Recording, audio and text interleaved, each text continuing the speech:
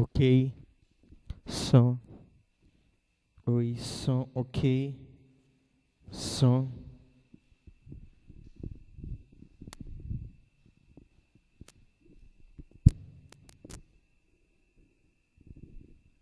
Saúde os irmãos com a paz do Senhor, amém? Vamos começar a nossa escola bíblica Emaús agora com uma oração. Eu vou pedir para o John Leno fazer essa oração aqui nesse momento.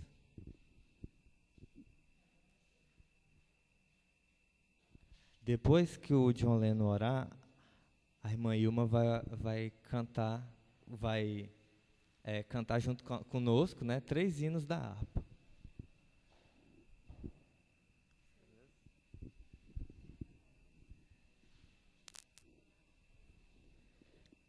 Vamos orar. Deus querido, Deus maravilhoso, Deus santo, Deus, eu te agradeço, Senhor Jesus, por chegar aqui, meu Deus, mais uma vez, diante da tua presença, Senhor Jesus, para te exaltar e te glorificar. Deus querido, Deus maravilhoso, que esses ensinamentos, Senhor Jesus, possam vir para entrar em nossos corações. Em nome de Jesus, amém.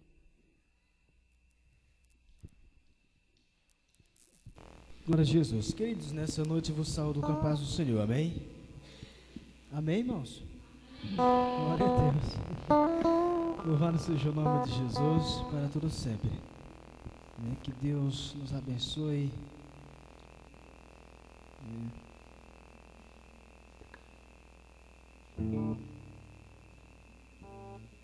Vamos louvar a Deus com o hino de número 63. Glória a Jesus. Hino de número 63. Glória a Jesus. É um hino bastante conhecido, creio eu que todos o conhecem, amém?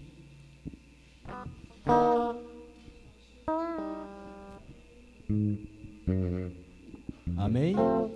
63, glória a Jesus.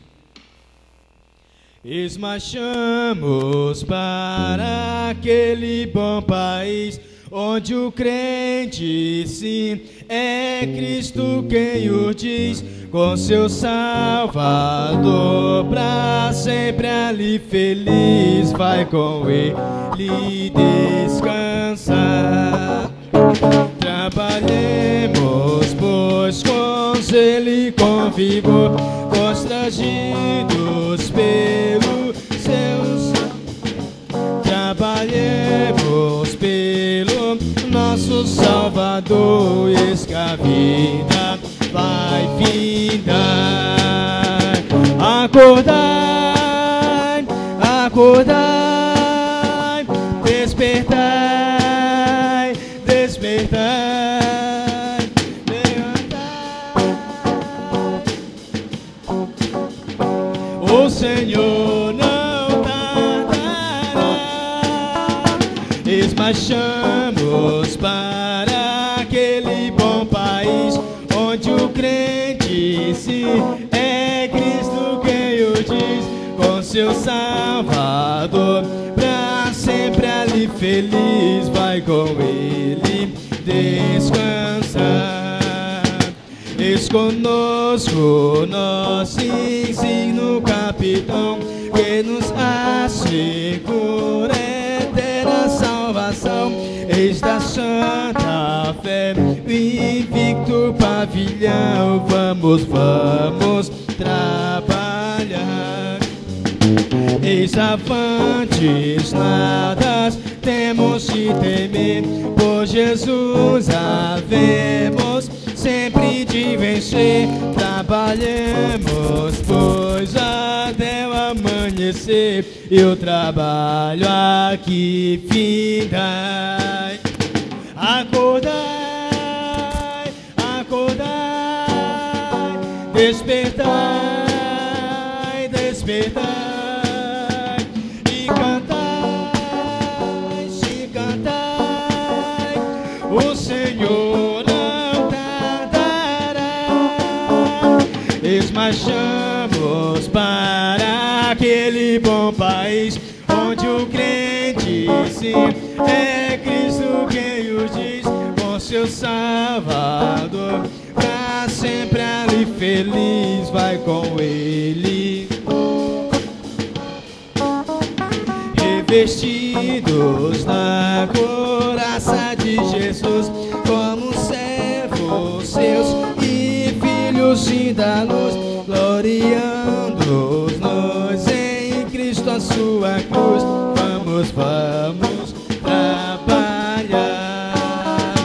Os perdidos vamos com amor buscar, aos desesperados vamos declarar que Jesus está pronto, todos a salvar. Oh, sim, vamos trabalhar. Acordai, acordai, despertai, despertai e cantai, se cantai, o Senhor não tardará. Marchamos para aquele bom país, onde o crente sim é Cristo quem o diz, com seu Salvador, pra sempre ali feliz, vai com Ele descansar. Aleluia, que Deus Cristo nos abençoe.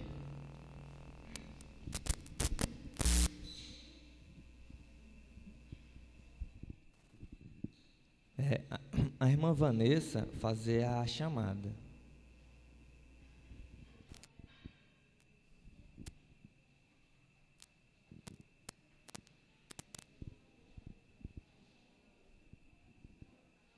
Tá aí? Ué, tava por aqui.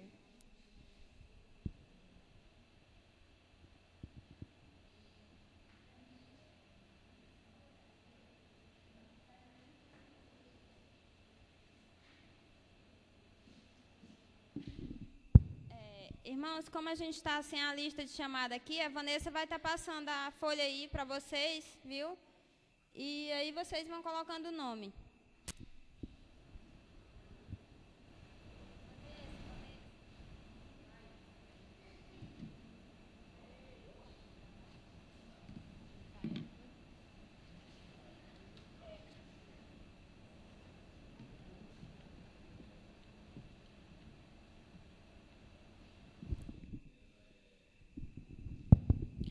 Cumprimento a amada Igreja de Deus com a paz do Senhor, amém?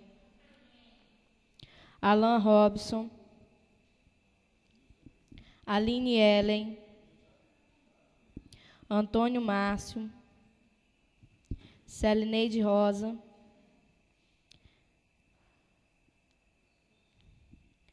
Cláudia Moura, Cláudio Adão, Cleitiane, John Leno, Edileuza, Ednilma, Elane,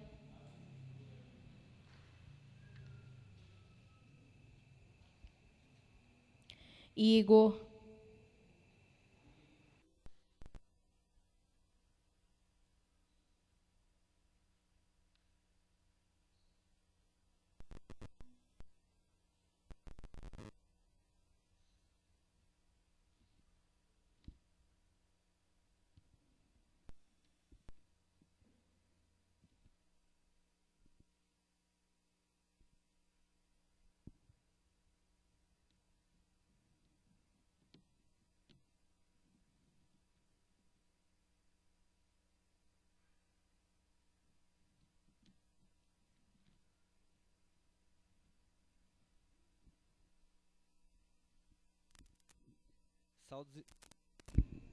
Saúde os irmãos com a paz do Senhor, amém?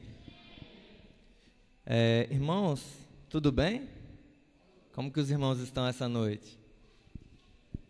Olha, hoje nós vamos começar a falar sobre a doutrina da igreja, né? Os irmãos deram uma olhadinha na apostila essa semana. A nossa apostila é muito boa. Eu estava olhando, é uma apostila muito... assim, é uma apostila bastante confiável, uma apostila muito boa, né? Então, nós vamos começar a falar hoje sobre a doutrina da igreja. E vamos dividir em duas partes aqui o estudo. Eu vou falar, primeiro, o que é a igreja no sentido prático. E depois nós vamos ver o que é a doutrina da igreja mesmo, né? Então, eu vou falar a origem da igreja, sobre a igreja mesmo e o fundamento da igreja hoje. Então, nós vamos começar o que é a igreja no sentido prático. Porque nós temos a ideia o seguinte, igreja, se perguntar para você o que é a igreja, você vai falar, não, mas tem o templo, ou então são os irmãos, ou é uma denominação, porque tem várias denominações. Então, nós vamos pegar o sentido prático e o sentido bíblico. É claro que a Bíblia ela vai estender sobre o que é a igreja de vários aspectos, né? Então, primeiro esse significado do que é a igreja no sentido prático, eu peguei de um vídeo na internet, um vídeo que eu gostei, e aí eu vou passar primeiro sobre o que eu peguei do vídeo e depois eu vou passar o vídeo. É um vídeo curto, mas é um vídeo muito legal. Então, o que é a igreja no sentido prático?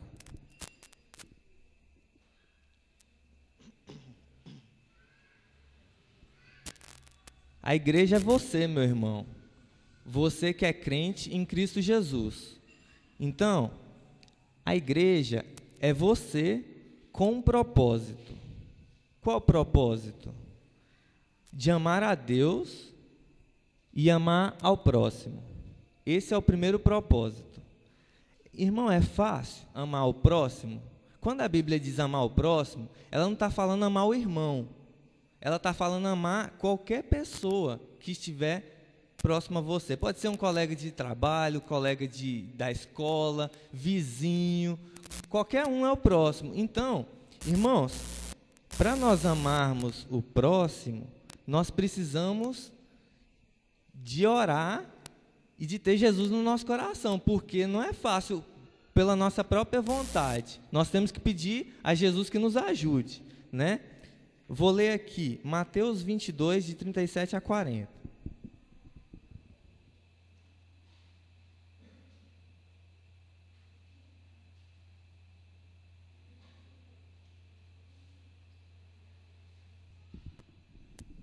Se os irmãos quiserem acompanhar, os fariseus foram indagar Jesus, né, sobre o que é importante, né, e Jesus falou: amarás o Senhor teu Deus de todo o teu coração e de toda a tua alma e de todo o teu pensamento. Este é o primeiro e grande mandamento. O segundo, semelhante a este, amarás o teu próximo como a ti mesmo.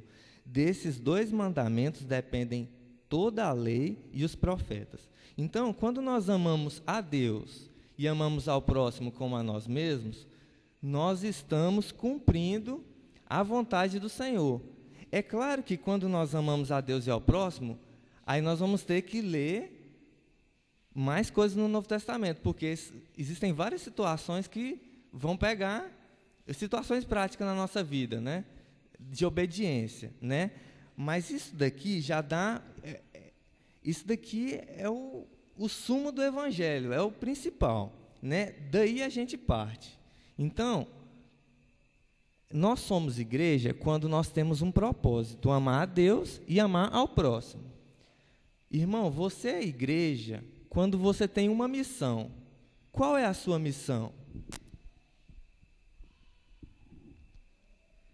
A nossa missão tem a questão do chamado, né? Que Deus tem um chamado na nossa vida, né? Mas assim, nós temos que estar trabalhando para o Senhor, de alguma forma. Como nós temos desenvolvido o trabalho do Senhor? Feito alguma coisa que nos tem, uma oportunidade que o Senhor tem nos dado. Por exemplo, uma oportunidade de ajudar na portaria, uma oportunidade de fazer alguma coisa na igreja, né? É uma oportunidade de ajudar a visitar um irmão, né? Uma coisa que Jesus coloca no nosso coração, eu falo, não, eu me sinto bem fazendo isso, né? Uma missão. Cantar, pregar, dar uma saudação, se você então procurar exercer a sua fé, né? Então é isso. Então eu posso também dizer que a igreja ela é você com um plano de estar ligado a Deus através de Jesus, fazendo a obra de Deus. Fazendo a obra de Deus de alguma forma, né? Porque quando a gente começa a fazer uma coisa que a gente considera simples, né? Mas que a gente está fazendo de coração, que a gente está dedicando, Deus vai abençoando, você vai desenvolvendo e vai aparecendo mais coisas, né? De vez em quando aparece uma luta, é claro, né? Mas aí você vai vencendo e vai sendo abençoado, né? Passar a sua fé para aqueles que não conhecem a Cristo, né? Quando você exerce a sua fé, quando você fala de Jesus de alguma forma, nem que seja um cumprimento, alguma coisa assim, tudo mais, com o seu amigo ou com um conhecido, você está aumentando a sua fé, você está exercendo a sua fé. Então, isso é igreja no sentido prático. E você está ligado à sua congregação, porque no Novo Testamento, uma forma que eu vejo assim de você estar se alegrando com o Espírito Santo é você ter comunhão com o irmão, comunhão com os irmãos, comunhão com Deus e comunhão com os irmãos. Precisa das duas coisas. Então, é essa a primeira ideia no sentido prático de ser igreja.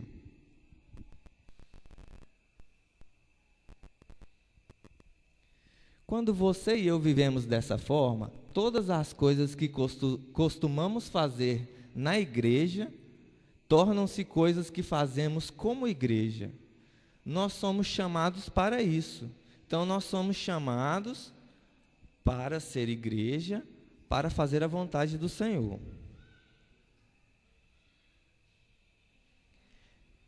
Meu irmão, qual é o problema que você vai enfrentar sendo igreja? Você, com certeza, vai enfrentar. O primeiro inimigo que você vai enfrentar, ele está dentro de você. Qual é? A sua natureza. Porque nós temos uma natureza, um estado de pecado, né? Que nós herdamos. Uma natureza que ela quer fazer a vontade da carne, que ela quer folga, que ela quer, assim, não quer se esforçar, principalmente na obra de Deus, né? Então, o seu maior inimigo está na sua própria natureza, né? Então, o que você pode fazer para que você enfrente esse inimigo? Primeira coisa é a renúncia. A Bíblia diz, vigiai e orai. Primeiro, vigia, para que você tenha força e ânimo para poder orar. Então, primeiro nós temos que renunciar. Primeira coisa como igreja, renunciar às coisas do mundo, né? Priorizar as coisas de Deus. Isso não é fácil, né? Nós temos que buscar em Deus. Evitar a tentação. Tentação de qualquer coisa, porque qualquer coisa errada que você tem aí no dia a dia, né? Uma mentira, por exemplo, às vezes nós somos surpreendidos, né? Querendo mentir, porque a gente quer evitar um problema, né? Não é a gente às vezes está até querendo fazer uma coisa boa, mas, né? Então nós temos que evitar e tem a tentação, né? A tentação é aquele momento em que você batalha entre você e o pecado, né? ouvi o pastor dizendo o seguinte: tentado não ceda, ceder é pecado. Então, enquanto você está sendo tentado, você está na batalha, né? O ideal é você vigiar para não ser tentado, mas a tentação é natural, ela vem, ela acontece. Então, mas se você não conseguir evitar, não conseguir acontecer da tentação, seja qual for a situação, né? Não ceder à tentação, ceder a ela é pecado. Qual é o inimigo das nossas almas, irmãos? É Satanás. Satanás, ele induz a tentação. Então nós temos uma natureza que já é tendente ao pecado, mas também nós temos o inimigo propriamente dito, que é o inimigo de nossas almas. Não precisa nem falar o nome dele, né? Então ele induz e ele testa a sua fé. Então pode acontecer por situações, por pessoas, pode acontecer lutas na sua vida, em diversas situações. Então, quando nós somos igreja, nós passamos por essas duas coisas. Nós temos que ter cuidado, então, com a nossa natureza e com o inimigo de nossas almas. Ainda mais que quando a gente está fazendo a vontade de Deus, aí que ele não vai gostar, né? Ele vai querer fazer alguma coisa. Se quando a pessoa está no mundo, o inimigo já atrapalha a vida dele, imagine se você estiver tentando fazer a vontade de Deus. Ele vai tentar te entristecer, ele vai tentar dizer que não está dando certo, que isso que você está fazendo não vale a pena esse esforço. Então, nós temos que tomar uma posição diante disso. Quais são as suas armas, irmão? Buscar a comunhão com os irmãos. Então, irmãos, nós vamos ver lá na frente, né? Nós temos que buscar a companhia do nosso irmão, porque nós estamos no mundo, nós não somos do mundo. Se nós não buscarmos a nossa comunhão com o nosso irmão que é crente, a gente fica sozinho, e aí muitas vezes não vai ter também força para orar, para buscar a Deus, e aí você fica sozinho na batalha. Então nós temos que buscar comunhão com os irmãos da igreja, com os irmãos de outras igrejas também, mas principalmente com a nossa igreja, com os crentes da nossa fé. Segunda arma, buscar a Deus constantemente, mesmo quando você pecar. Lá em João, capítulo 2, João lá antes de Apocalipse, que ele está próximo, ele fala, né? Filhinhos, não pequeis, mas se você pecar, tendes um advogado no céu, Jesus Cristo justo, e ele é fiel, e ele é a propiciação pelos nossos pecados. Então, meu irmão, segunda arma que você tem, busca a Deus constantemente. É fácil? Não, mas o crente busca a Deus diariamente, constantemente, busca força no Senhor, né? Quando errar, vai acontecer de você errar, peça perdão a Deus e continue no alvo que é o Senhor Jesus. Terceira arma, identificar o seu ponto fraco e proteger com a força do Senhor. Irmãos, todos nós somos vulneráveis, nós somos vulneráveis ao pecado, porque nós somos humanos, né? Então, identifica qual é aquela área que nós temos mais dificuldade. Todos nós temos algumas áreas que é mais difícil, né? Identificar essa área, proteger ela com mais força no Senhor. Vigiar e orar, né? Vigiar e orar é fundamental. Estudar a palavra do Senhor, né? Outra arma. Praticar aquilo que a palavra do Senhor nos diz. Trabalhar na obra do Senhor, né? Também.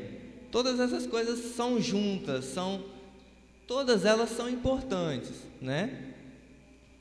Todas elas são armas que nós temos como igreja. Então, esse foi o sentido prático do que é ser igreja.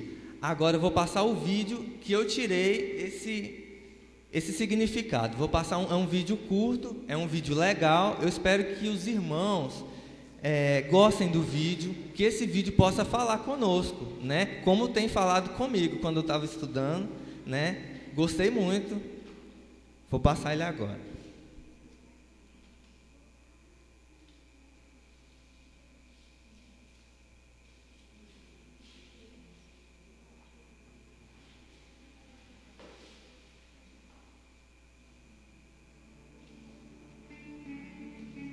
O que é a igreja?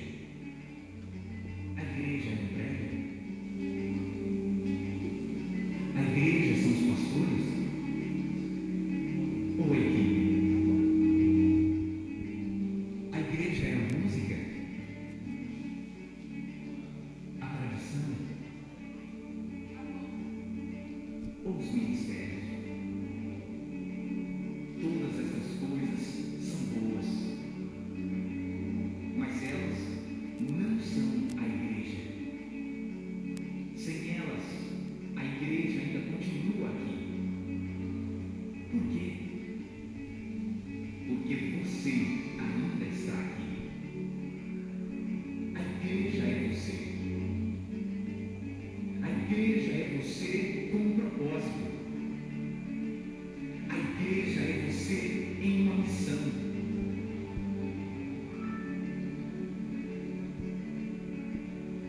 A igreja é você com um plano simples de estar ligado a Deus com os nossos serviços, de liderar uma célula, de viver usando seus dons e paixões, e passar a sua fé para aqueles que não conhecem a Cristo. Quando você e eu vivemos dessa forma, todas as coisas que costumamos fazer na igreja tornam-se coisas que fazemos como igreja. Deus deseja isto. O mundo precisa disso. E nós somos chamados para ser isso. O que é a igreja? A igreja é você.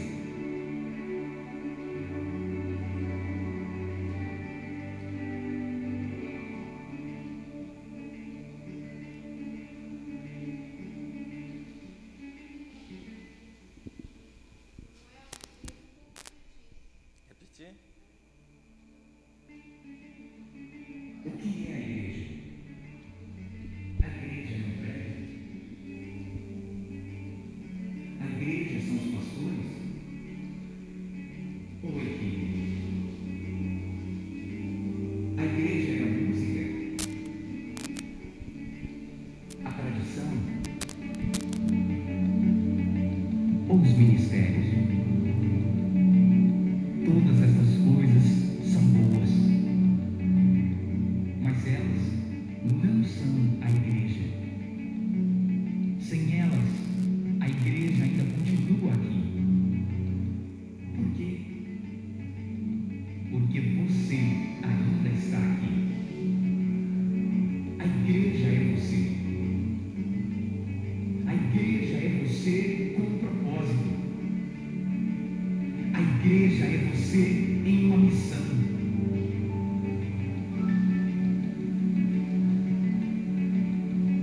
A igreja é você com um plano simples de estar ligado a Deus com os nossos serviços, de liderar uma célula, de viver usando seus dons e paixões, e passar a sua fé para aqueles que não conhecem a Cristo. Quando você e eu vivemos desta forma, todas as coisas que costumamos fazer na igreja tornam-se coisas que fazemos como igreja. Deus deseja isso. O mundo precisa disso. E nós somos chamados para ser isso. O que é a igreja? A igreja é você.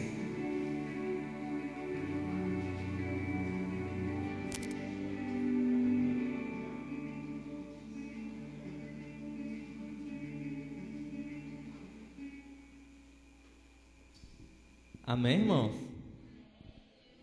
Gostaram do vídeo? Legal, né? Eu também, esse vídeo falou muito comigo.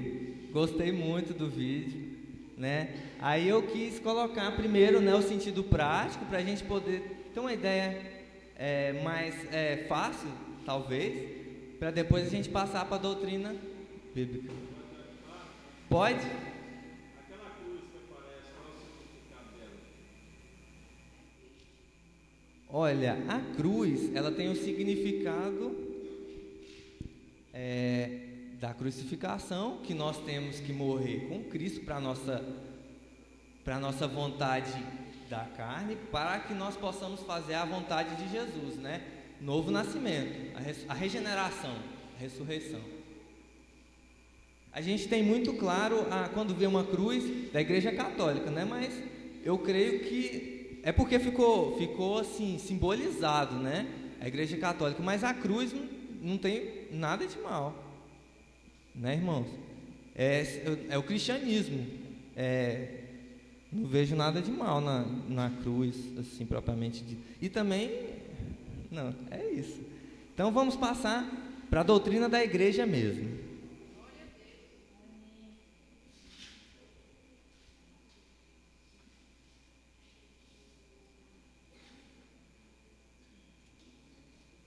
Certo. A doutrina da igreja. Eu coloquei uma igreja aí com umas ovelhinhas passando perto, né? Bom, vamos começar. Qual a origem da palavra igreja? A palavra igreja aparece na Bíblia, né, no grego, no Novo Testamento, ele aparece como eclésia. Também aparece no Antigo Testamento, mas no Antigo Testamento eu não me lembro. No Novo Testamento, eclésia significa, no grego significa chamados ou convosco, né? Deus convosco. Na literatura secular, a literatura do mundo, significa assembleia ou reunião, né? Reunião de pessoas num salão, em qualquer lugar, né? Eclésia. No Novo Testamento, para nós, tem um sentido mais específico, chamados para fora. Chamados para fora, engraçado, né? Assembleia de Deus, eu acho que foi inspirado justamente em Eclésia, Assembleia de Deus, chamados para fora, para que tenham uma comunhão com Deus. Eu acredito que seja isso, né? Faz referência à reunião de crentes para adorar a Cristo.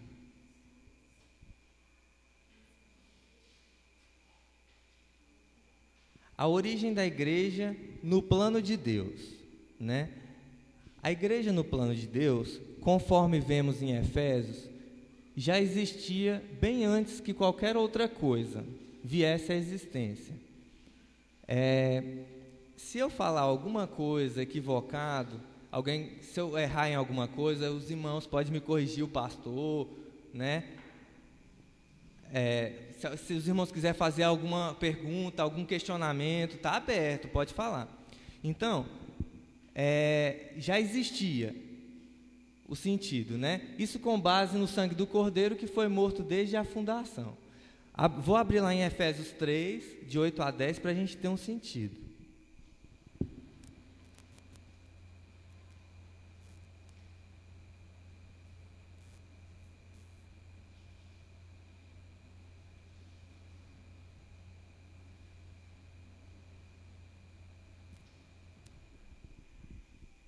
Aí o apóstolo Paulo fala: a mim, o mínimo dos santos, de todos os santos, me foi dada esta graça de anunciar entre os gentios, por meio do evangelho, as riquezas incompreensíveis de Cristo e demonstrar a todos qual seja a dispensação do mistério, que desde os séculos esteve oculto em Deus que tudo criou.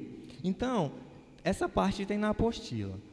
O apóstolo Paulo está falando aqui, né? A mim, o mínimo de todos os santos. Quando o apóstolo Paulo está falando que ele era o menor de todos, é porque o apóstolo Paulo, quando ele veio para o evangelho, ele veio e ele era um grande perseguidor da igreja. Então, ele realmente, ele sentia no coração que foi a misericórdia do Senhor que salvou ele. Por isso que ele fala dessa forma. Demonstrar a todos qual seja a dispensação do mistério, que desde os séculos esteve oculta em Deus que tudo criou. Pelo que eu entendi aqui, irmãos, quando Deus quis trazer à existência a igreja, no Novo Testamento, o sentido de igreja já existia, né? E ele está falando o seguinte: Deus trouxe à existência a igreja, e através da nova dispensação, que é a dispensação da graça, houve os mistérios. Deus foi revelando o mistério do Evangelho aos seus discípulos. O apóstolo Paulo teve vários mistérios. Apóstolo João, né? Os apóstolos. Então, pelo que eu entendi, não sei se eu estou errado, pelo que eu entendi, esse mistério foi revelado a todos que estavam oculto, inclusive aos anjos. Aos anjos que ainda não sabem, quer dizer, Deus revelou o seu mistério através da igreja, né? Eu creio que foi assim, né? Vários mistérios foram revelados quando a igreja do Senhor veio à existência. Deus permitiu que o tempo fosse passando, né?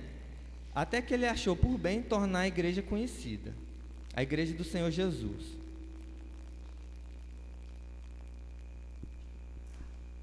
A igreja, a origem da igreja, considerada profeticamente. Bom, eu peguei da apostila, eu creio também nisso, né? Quando a gente vai pesquisar, a gente já vê a igreja lá em Atos, quando a gente vai fazer pesquisa.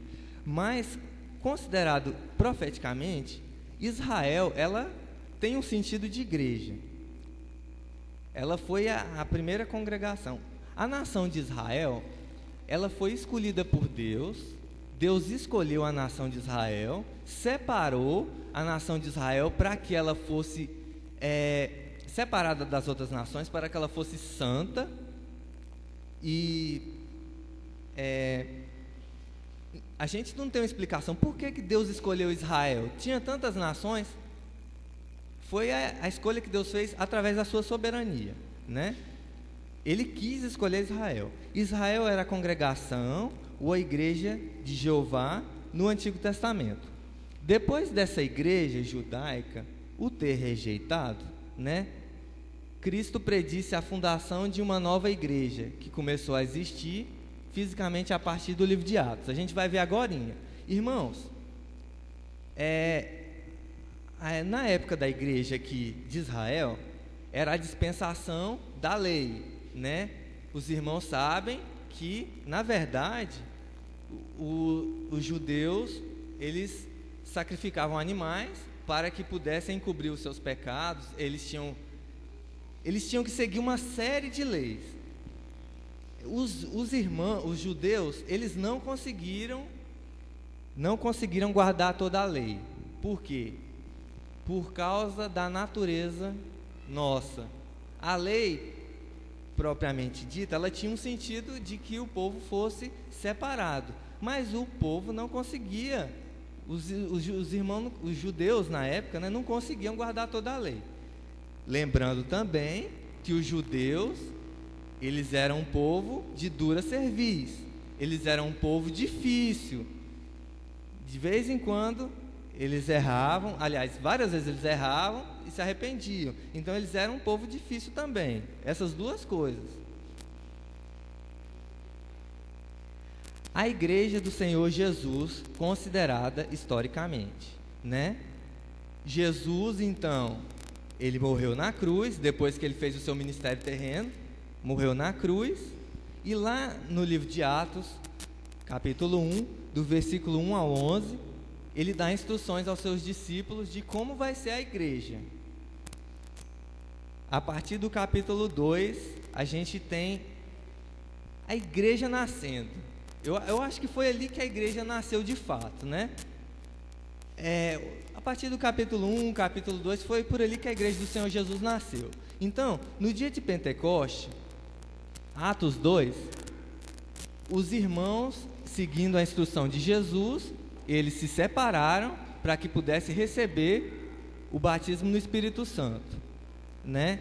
Ficaram alguns dias lá no dia, até que chegou o dia do Pentecoste. Eles estavam todos reunidos na igreja, sentados, como os irmãos estão aí, sentadinhos, né? De repente, os irmãos estavam adorando a Deus, estavam orando. De repente, um som como um vento impetuoso encheu a casa onde o grupo se reunia. Línguas de fogo pousaram sobre eles e falaram conforme o Espírito Santo os capacitava. Os visitantes estrangeiros, os irmãos estavam reunidos. Então, quando eles estavam reunidos, seguindo a orientação de Jesus, eles foram batizados no Espírito Santo. Quando eles começaram a falar em línguas, o Espírito Santo foi capacitando eles. Os estrangeiros que estavam em volta, tanto perto da igreja, quando estavam um pouco mais longe, eles viram aquele som, várias línguas diferentes, e se aproximaram para ver o que estava acontecendo. Os visitantes estrangeiros ficaram surpresos ao ouvir os discípulos falando em suas próprias línguas. Então, era o seguinte, existiam vários estrangeiros, e os irmãos foram batizados no Espírito Santo, e o Espírito Santo estava capacitando eles a falar na língua daquele estrangeiro, de um estrangeiro. Eu não me lembro direitinho quais eram os povos, mas estava falando em várias línguas dos estrangeiros. Então, os estrangeiros estavam ouvindo eles adorar a Deus na língua deles. O Espírito Santo estava capacitando eles dessa forma. Foi assim que eu entendi quando eu li. Eu li várias vezes. Então, eles foram batizados no Espírito Santo, né? Assim nasceu a igreja do Senhor Jesus. A igreja do Senhor Jesus veio à existência no dia de Pentecostes, quando foi consagrada pela unção do Espírito. Quase 3.000 almas aceitaram a Cristo. Está lá em Atos 2,41. Numa reunião. Essa foi a origem da igreja de Jesus. Qual era a mensagem central da igreja? Era essa: arrependei-vos e cada um de vós seja batizado em nome de Jesus Cristo para a remissão dos vossos pecados e recebereis o dom do Espírito Santo, né? Atos 2, 38. Então essa era a mensagem da igreja. A igreja estava nascendo, né? As doutrinas estavam sendo formadas. Nós hoje, podemos ser considerados o Israel espiritual. Certo, pastor? Nós podemos ser considerados o Israel espiritual, né? Nós somos gentios que se converteram, né? E hoje nós somos o Israel espiritual, os filhos de Abraão pela fé. Nós hoje somos descendência de Abraão pela fé. Aí, eu fiz uma tabela para que a gente pudesse ter uma ideia. Ficou um pouco pequena ali. Para a gente ter uma ideia da igreja no Antigo Testamento, Israel, e a igreja do Novo Testamento. Olha só. A igreja no Antigo Testamento, o tabernáculo foi construído. Assim que o tabernáculo foi construído, houve a descida da glória de Deus. Só que o templo lá, irmãos, naquela época, foi o tabernáculo, né? Então, a glória de Deus veio ali naquele templo, vamos dizer assim, né? Está lá em Êxodo, capítulo 40, 33 a 34. Lá está falando, então, quando foi construída, terminou a obra, houve a descida da glória divina, né? Naquela época ali da lei, bem no livro de Êxodo. Na igreja do Novo Testamento,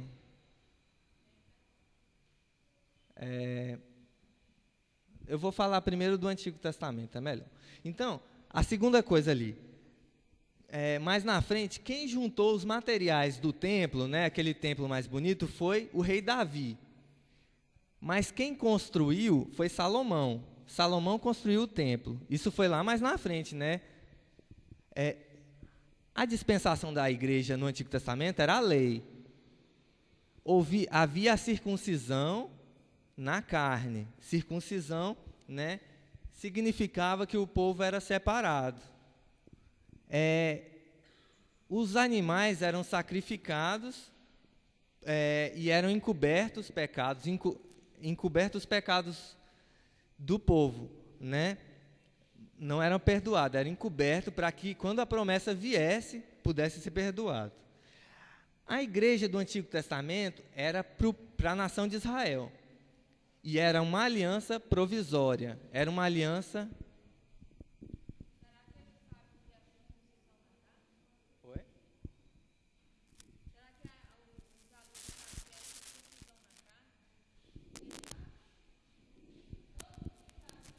Irmãos, a circuncisão na carne era como se fosse uma cirurgia. É claro que naquela época não tinha anestesia, não tinha nada, que era feito no homem, né? Eu não sei explicar exatamente como era. Pode.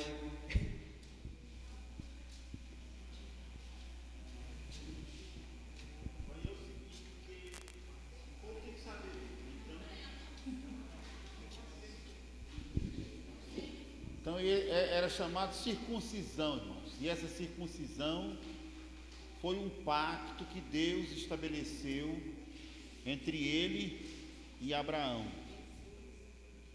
Era como se fosse um sinal de que aquela pessoa fazia parte da congregação de Israel e era descendente de Abraão. Então ele tinha que ser circuncidado. O que é a circuncisão? Vamos imaginar que aqui é o aparelho genital do homem. Viu? Então, puxava aquele excesso de pele, viu? Puxava e aí cortava. Ó, tirava aquela pele para fora e cortava. Era chamado de aglac, né? Cortar o couro da aglac. Tchuf. Pronto. Ficava sem aquele corinho que tem passando. Era cortado. Isso era chamado de circuncisão. E era no 8º dia depois que o menino nascia. Jesus, por exemplo, foi circuncidado no 8º dia. Não tinha lá que ele foi levado ao templo no 8º dia, pois no 8º dia circuncidava. Tchan! Sem anestesia, sem nada. Então era isso a circuncisão. E já na dispensação da graça, a circuncisão é feita onde? No coração.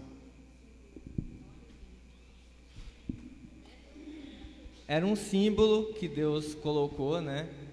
A circuncisão na carne, para que separasse o povo, como se fosse um povo separado para Deus mesmo. Então, a igreja do Antigo Testamento era para a nação de Israel e ela era provisória. Tanto era provisória que os profetas profetizavam, né, que viria alguém, o Messias. Por quê? Porque essa aliança, ela não era definitiva. Essa aliança, ela não transformava o coração do homem. A igreja do Novo Testamento, que é a igreja mesmo de Jesus, nós somos templo do Espírito. Então a glória de Deus, quer dizer, nós somos o templo do Espírito. E aí houve a manifestação do Espírito Santo na nossa vida, né? Quando a pessoa é batizada no Espírito Santo, é uma manifestação do Espírito Santo. Nós somos o templo hoje do Espírito Santo. Jesus juntou os materiais do templo, da igreja, e o Espírito Santo edificou o templo através dos apóstolos. Nós hoje estamos na dispensação da graça. A circuncisão é simbólica no coração, que é a transformação da nossa vida. E hoje nós temos o perdão de pecados através do sacrifício de Jesus, quando nós o buscamos. E também a igreja hoje é para todos aqueles que creem e praticam a palavra em Jesus. É uma igreja permanente, é um relacionamento com Deus permanente através de Jesus.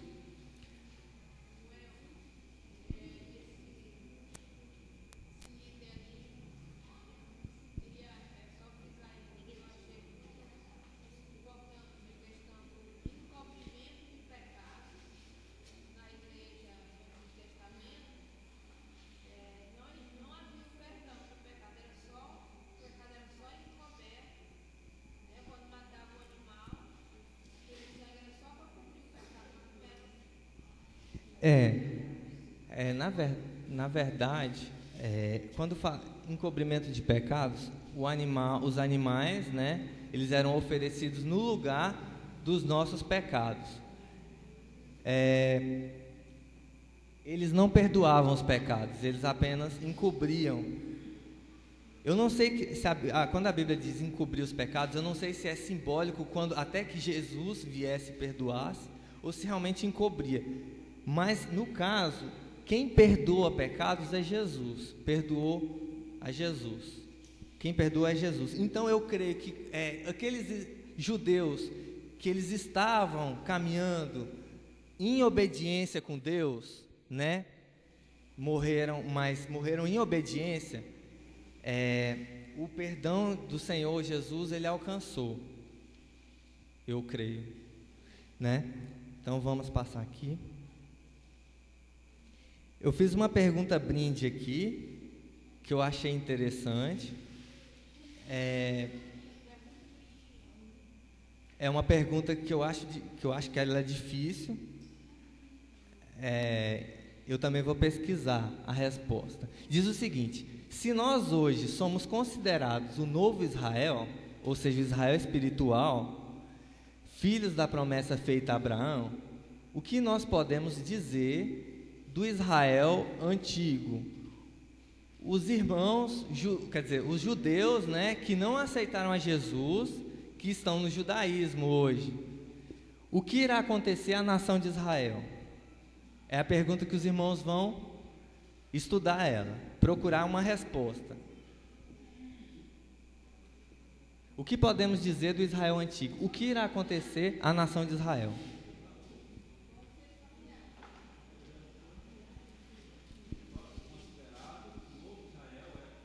Hoje nós somos considerados, eu não gosto muito de novo Israel, mas nós somos considerados o Israel espiritual. Filhos da promessa, pode falar. Tá. Se nós somos considerados o novo Israel,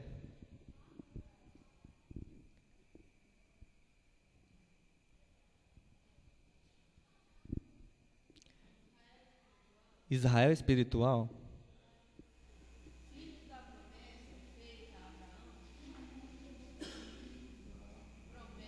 filhos da promessa feita a Abraão, o que podemos dizer do Israel antigo?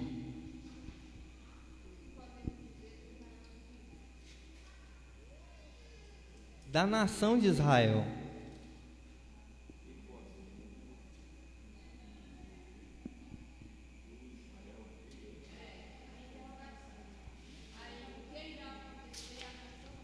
O que irá acontecer à nação de Israel?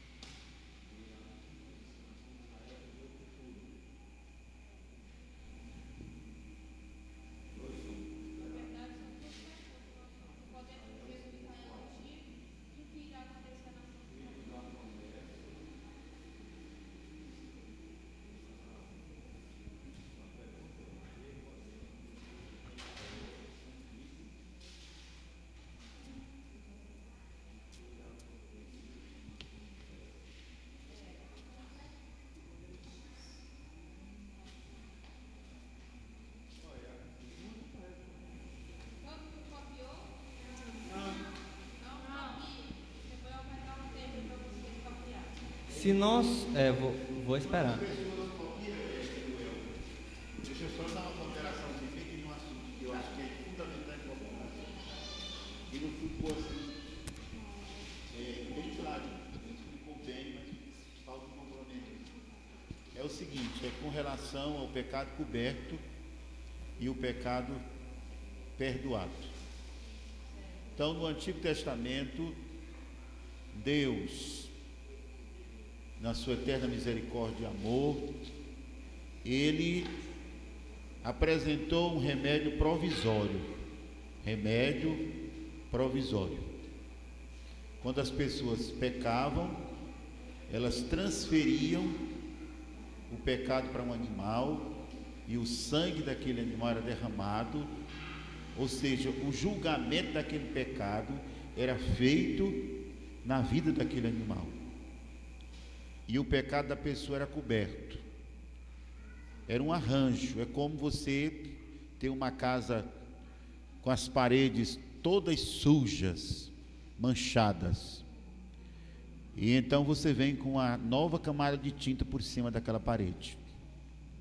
Aquelas manchas, elas não foram removidas. Elas ficaram escondidas debaixo daquela nova camada de tinta. Mas Jesus, realmente, Ele perdoa de todo pecado. E o sangue de Jesus, Ele purifica todas as pessoas, porque Ele tem um poder retroativo. Ou seja, desde o primeiro homem, Adão, até o último homem que vai existir no final do milênio, todas essas pessoas, tanto no futuro como no passado, são perdoadas pelo precioso sangue do Senhor Jesus Cristo. Inclusive, a Bíblia diz que o Cordeiro foi morto antes da fundação do mundo. Ou seja, para Deus, o sacrifício perfeito para o perdão do pecado já estava decidido, que era o sangue de Jesus. Então, como Deus não tem esse problema de tempo, ou seja, para Deus não tem passado nem futuro, porque Ele é o Deus de ontem, de hoje e de eternamente. Deus também não tem essa questão de hora. Nós, os seres humanos, é que estamos submissos à questão de dia e de horas. Então Deus, antes da fundação do mundo, como Ele já sabia de todas as coisas, Ele disse: olha, a obra-prima da criação, que é o homem, vai pecar. Então eu já estou estabelecendo que o Cordeiro de Deus, ou seja, o meu filho, vai morrer. Já está estabelecido isso. O Cordeiro que foi morto antes da fundação do mundo. O remédio já foi estabelecido por Deus antes dos seres humanos pecarem. Então veio o pecado do homem, foram expulsos do paraíso, mas no momento que Deus os expulsou do paraíso, Deus já fez a primeira profecia quando disse: da semente da mulher vai nascer um que vai esmagar a cabeça da serpente. Então, o sangue de Jesus tem poder retroativo.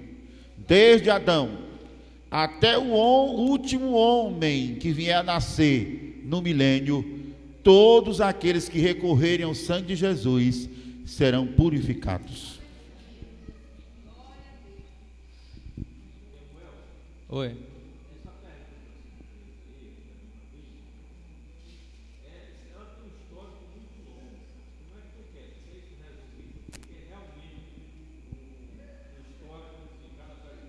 Eu quero o seguinte, eu quero que os irmãos foquem no Israel hoje, como nação. O que nós podemos dizer do Israel hoje como nação? Porque hoje nós somos o Israel espiritual, né? Através da fé em Jesus. E o Israel como nação? Nós somos nação espiritual. Mas e o que nós podemos dizer da nação de Israel, do pessoal de Israel lá?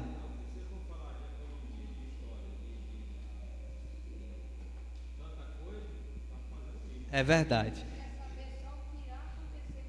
Exatamente, o que irá acontecer em ponto de vista da salvação. Do ponto de vista da salvação. Certo? Essa bandeira é do país de Israel. E aquela é uma imagem da cidade, de uma cidade. A imagem de uma cidade de Israel, né? Eu não me lembro o nome. Jerusalém. E a bandeira do país, Israel. Isso, a estrela de Davi.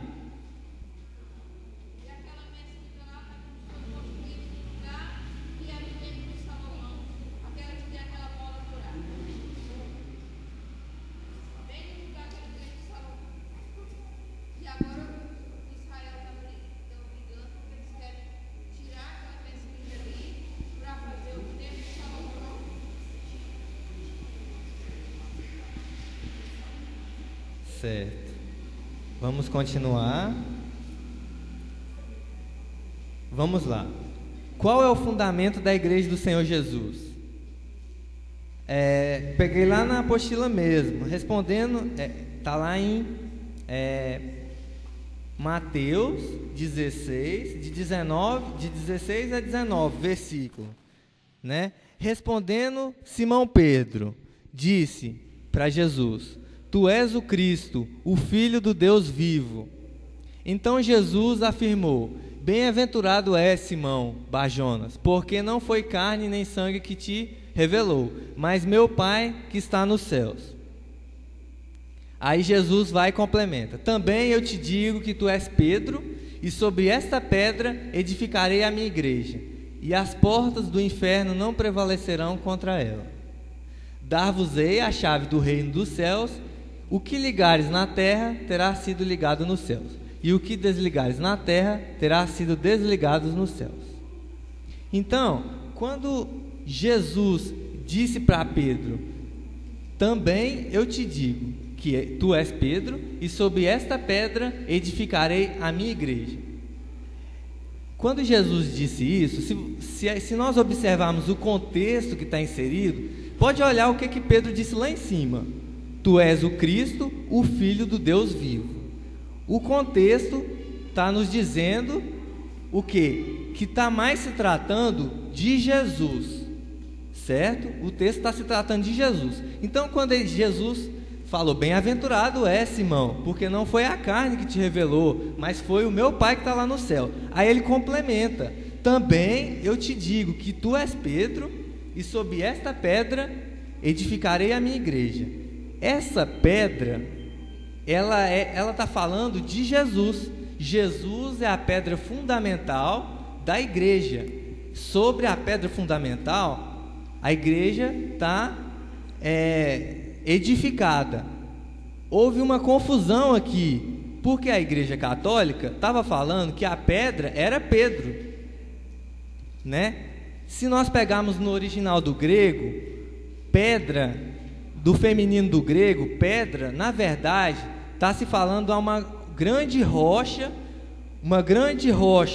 né? Essa rocha, ela tem o símbolo, na verdade, de Jesus. Olha o que Pedro diz lá em 1 Pedro 2,4: Chegando-vos para ele a pedra que vive, rejeitada, sim, pelos homens, mas para Deus eleita e preciosa. Irmãos, o próprio Pedro está falando que a pedra era Jesus. Pedro, no grego, está falando que Pedro simboliza um fragmento de rocha, fragmento de pedra. Então, nós como crentes devemos ser como Pedro, devemos edificar a igreja como pequenas rochas, para que a igreja seja edificada, mas a pedra fundamental aqui é Jesus. A Igreja Católica diz que a pedra é Pedro. A igreja não pode ser fundamentada em Pedro. Por que não pode ser, irmãos? Porque Pedro é falho. Pedro é ser humano. Pedro negou Jesus 3 vezes. Pedro errou também. Teve uma vez que Pedro errou também, porque ele pensava que não podia ficar perto dos gentios convertidos. Paulo até falou para ele que ele estava errado. Então, a igreja do Senhor Jesus, ela está fundamentada na pedra que é Jesus. Fundamento da igreja, na palavra, é Jesus. Jesus é o firme fundamento.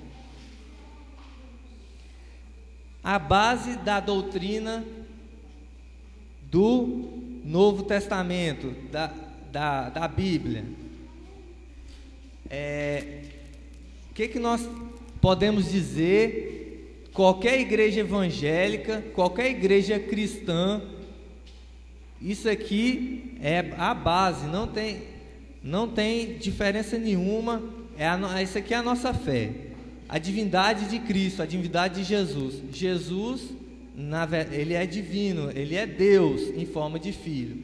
Ele morreu na cruz pelos nossos pecados.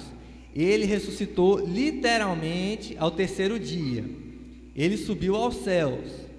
Ele é o único e suficiente Salvador. A doutrina da Trindade: Deus Pai, Deus Filho, Deus Espírito Santo.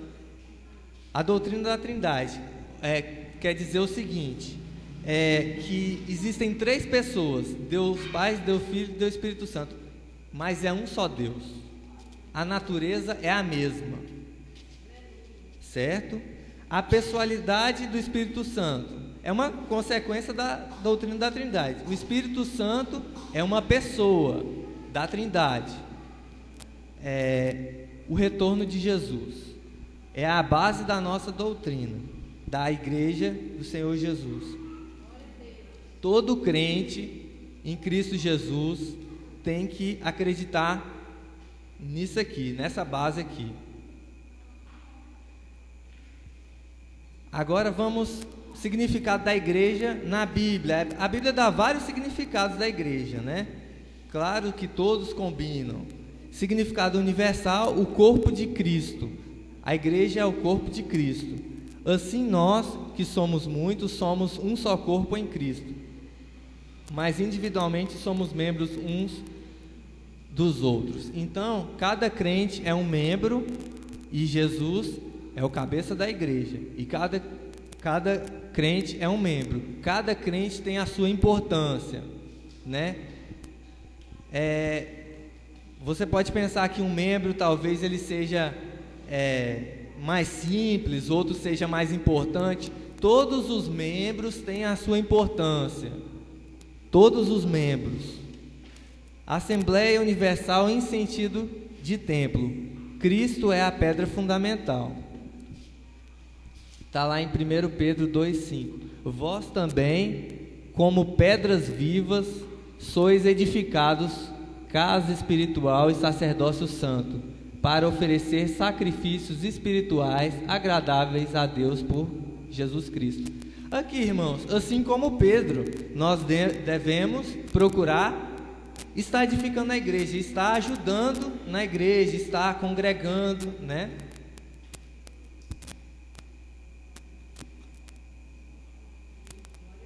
Significado da igreja: Assembleia Universal dos Salvos, a noiva de Cristo. Então a igreja também é considerada a noiva de Cristo, Jesus o esposo, né? A igreja, a noiva.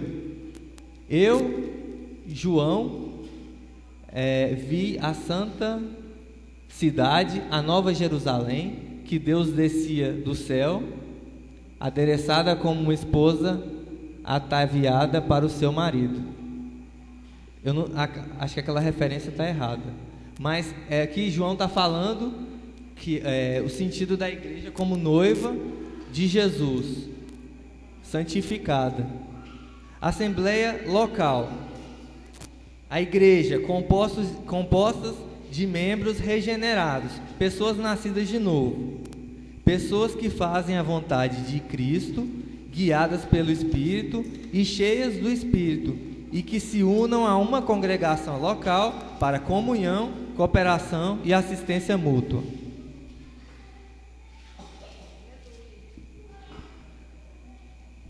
Significado da igreja: o Espírito Santo opera na assembleia dos irmãos, dos crentes, por intermédio da igreja, no sentido intermédio, no sentido da comunhão, no sentido do partir do pão, no sentido de estar juntos, de estar congregando, adorando ao Senhor Jesus. Ele guia o crente em toda a verdade, revelando Cristo, transformando pessoas até que cheguem à semelhança de Cristo. 2 Coríntios 3,18. Cristo é o legislador da igreja, ou seja, Jesus, ele trouxe trouxe a palavra, né? Assim como está lá no Sermão do Monte, Jesus, ele trouxe o Evangelho. Consiste em saber a vontade do Senhor e cumprir. A prática dos fundamentos da igreja. Está lá em Atos 2, Atos 2, 42 a 47. Depois que teve o batismo no Espírito Santo, com o nascimento da igreja, né, do Novo Testamento, eu vou ler essa parte. Atos 2, 42 a 47.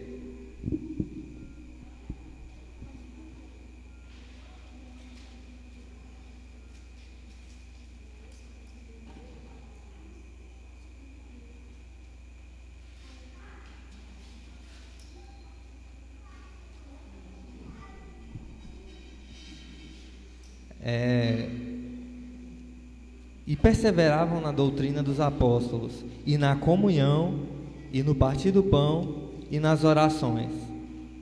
Em cada alma havia temor, e muitas maravilhas e sinais se faziam pelos apóstolos. Todos os que criam estavam juntos, e tinham tudo em comum. Vendiam suas propriedades e fazendas, e repartiam com todos, segundo cada um tinha necessidade.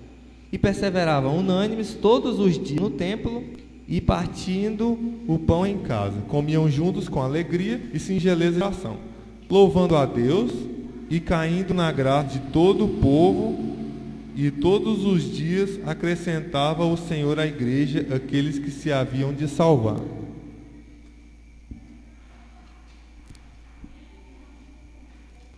A igreja estava nascendo lá em Atos 2, estava se formando.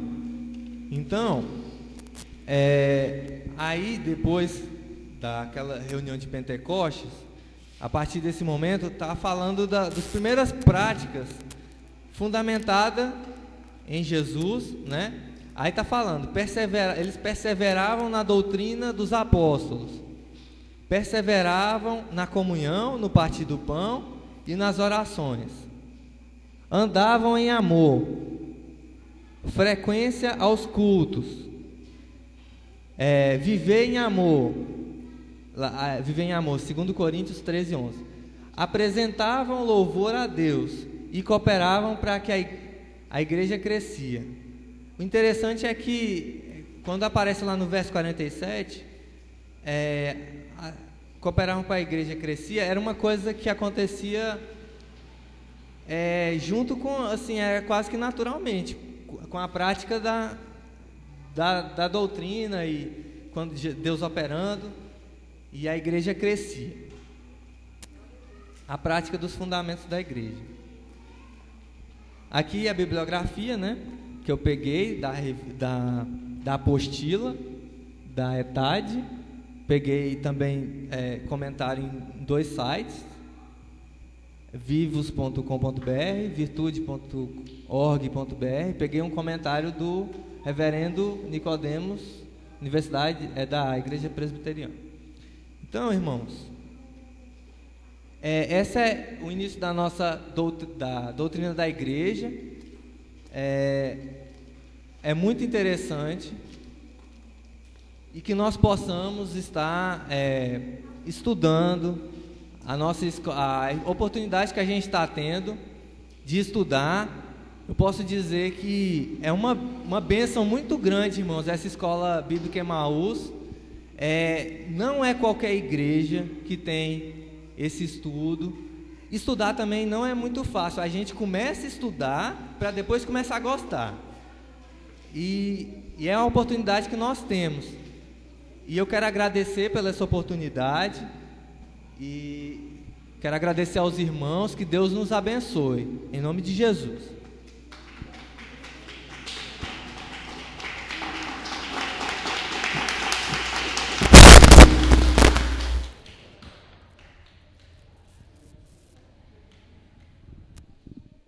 Glória a Deus. Gente, vocês viram que aula maravilhosa?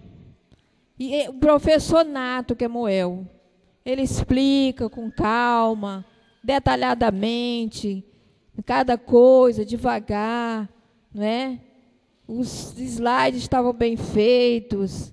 Os irmãos gostaram? Glória a Jesus. Graças a Deus que nós temos esses professores aí. Irmãos, vamos então encerrar cantando um corinho para a gente recolher as ofertas. Qual é o cantor? Quem é o cantor? Vem aqui, irmãozinho.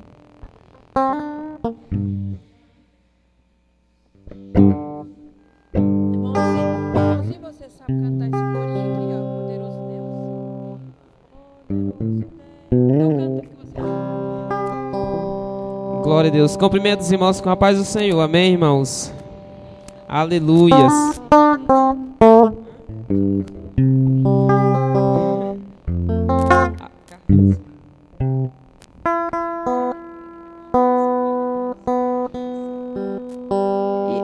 Irmãos, esse é o irmão Carlinhos, da Assembleia de Deus, que está nos honrando hoje com a sua presença. Vamos saudar ele com um bem-vindo. Seja bem-vindo em nome de Jesus e volte sempre. Glória a Deus. Irmão, vamos nos colocar de pé essa noite para adorar o nome do Senhor. Aleluias. Vou adorar o Senhor com um hino bastante conhecido, cujo irmão todos os conhecem. Então quero que vocês me ajudam. Adora o Senhor essa noite. Aleluias. Eu quero cantar com você essa nossa canção.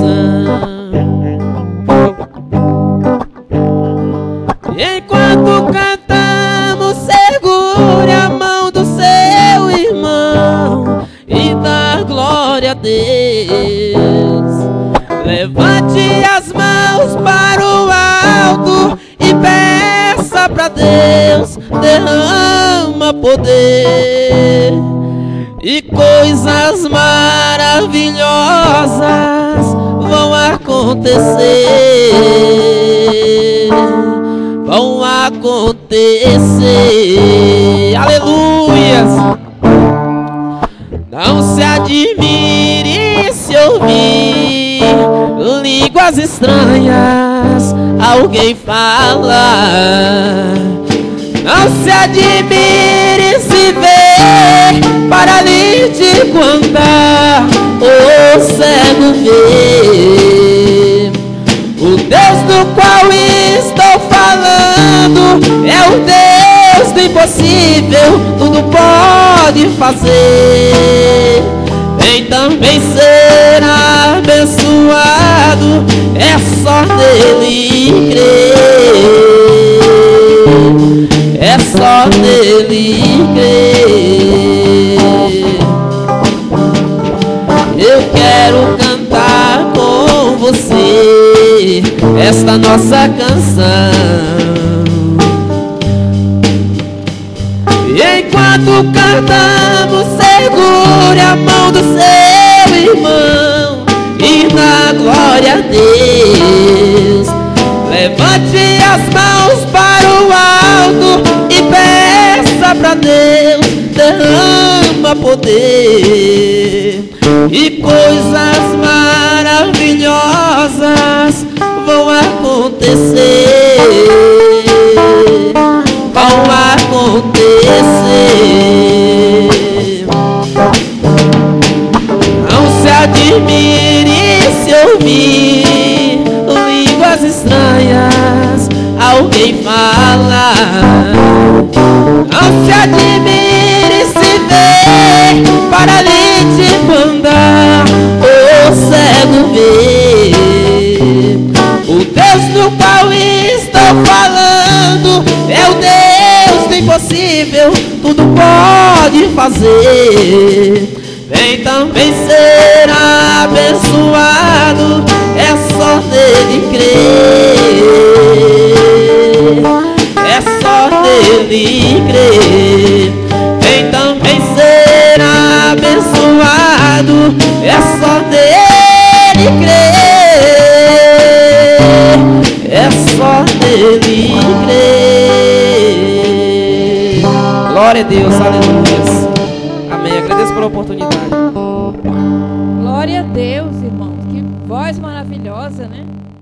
Nós queremos fazer um convite para o irmão vir cantar na festa do Circo de Oração, que vai ser no dia 25 e 26 de novembro. Certo? O irmão aceita? Glória a Jesus. Pois coloque na sua agenda. Aí deixe seu telefone aí para nós ligar cobrando. Irmãos, então vamos finalizar, vamos servir o nosso lanche para a gente confraternizar. E eu também trouxe as camisetas e as pastas para os irmãos que não receberam. Enquanto vocês vão lanchando, né, eu vou entregando as pastas para os irmãos que ainda não receberam.